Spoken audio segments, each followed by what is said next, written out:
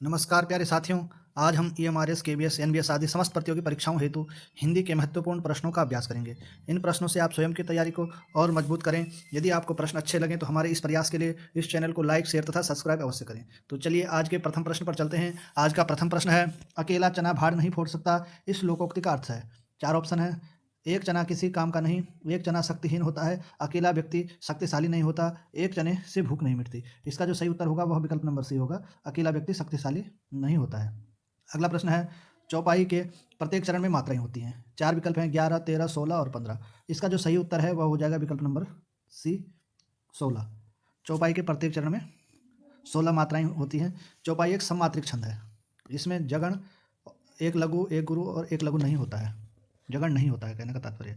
अगला प्रश्न है, रही मन पानी राखिए, बिन पानी सब सून, पानी गए न उबरे, मोती मानस चून। प्रस्तुत पंक्तियों में छंद है दोहा, सवैया, चौपाई और काकली। इसका जो सही उत्तर होगा वह होगा दोहा, विकल्प नंबर 1।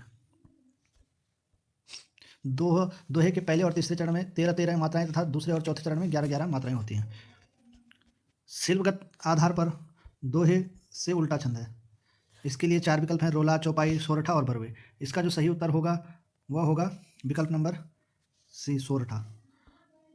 शिल्पगत शिल्प या मात्राओं की व्यवस्था के आधार पर सोरठा छंद दोहे का ठीक उल्टा होता है। सोरठा के पहले और तीसरे चरण में 11-11 मात्राएं और दूसरे तथा चौथे चरण में 13-13 मात्राएं होती हैं। अगला प्रश्न है, मेरे तो गिरधर गोपाल दूसरा न कोई, जाके सिर मोर मुकुट मेरो पति सोई। इन पंक्तियों में कौन सा रस है? शांत, श्रृंगार, करुण और हास्य। इसका जो सही उत्तर होगा वह होगा श्रृंगार रस, विकल्प नंबर 2।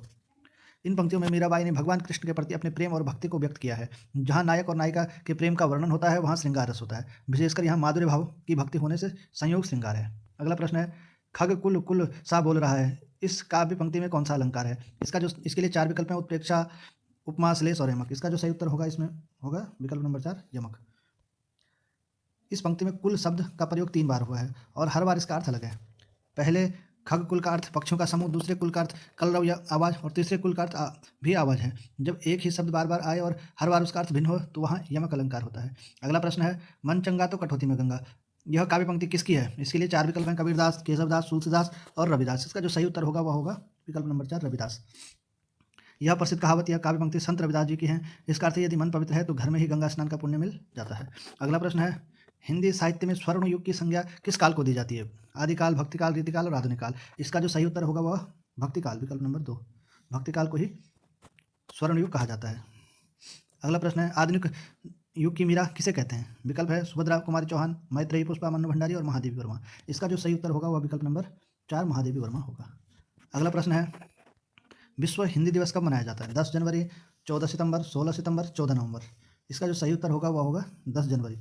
10 जनवरी को विश्व हिंदी दिवस मनाया जाता है और राष्ट्रीय हिंदी दिवस 14 सितंबर को मनाया जाता है। अगला प्रश्न है, देवनागरी लिपि की उत्पत्ति किस लिपि से हुई? खरोष्ठी, ब्राह्मी, रोमन या फारसी। इसका जो सही उत्तर होगा वह होगा विकल्प नंबर 2, ब्राह्मी। ब्राह्मी लिपि से ही देवनागरी लिपि की उत्पत्ति हुई है। हिंदी शब्द मूलतः किस भाषा का है? हिंदी भाषा का, अंग्रेजी भाषा का, फारसी भाषा का, संस्कृत भाषा का। इसका जो सही उत्तर होगा वह होगा विकल्प नंबर सी, फारसी भाषा का। हिंदी शब्द फारसी भाषा का शब्द है। फारसी लोग स को ह बोलते हैं। सिंधु नदी के पूर्व में रहने वाले लोगों को हिंदू कहते हैं और इनकी भाषा को हिंदी कहा गया है। अगला प्रश्न है, कर्ता का विलोम शब्द बताइए। कर्ता, कर्तृ, कर्तृ या कर्तृ। इसका जो सही उत्तर होगा वह विकल्प नंबर 4 होगा, कर्तृ। कर्ता का अर्थ करने वाला होता है, उसका उचित विलोम कर्तृ है, जिसका अर्थ जिस पर क्रिया हो या कर्म हो। अन्य विकल्प विलोम नहीं है। हिंदी में लिंग कितने प्रकार के होते हैं? 2, 3, 4 या उपरोक्त में से कोई नहीं। इसका जो सही उत्तर होगा वह होगा विकल्प नंबर 1, 2, पुल्लिंग और स्त्रीलिंग। शुद्ध शब्द बताइए। यहाँ पर 4 विकल्प दिए गए हैं, सन्यासी, संगासी, सन्यासी और सन्यासी। इसका जो सही उत्तर होगा वह विकल्प नंबर सी, सन्यासी होगा। अगला प्रश्न है, गाय बहुत काली है, इस वाला में बहुत क्या है? विशेषण।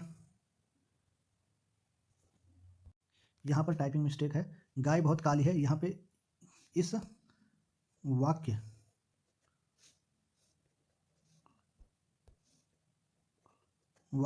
में बहुत क्या है?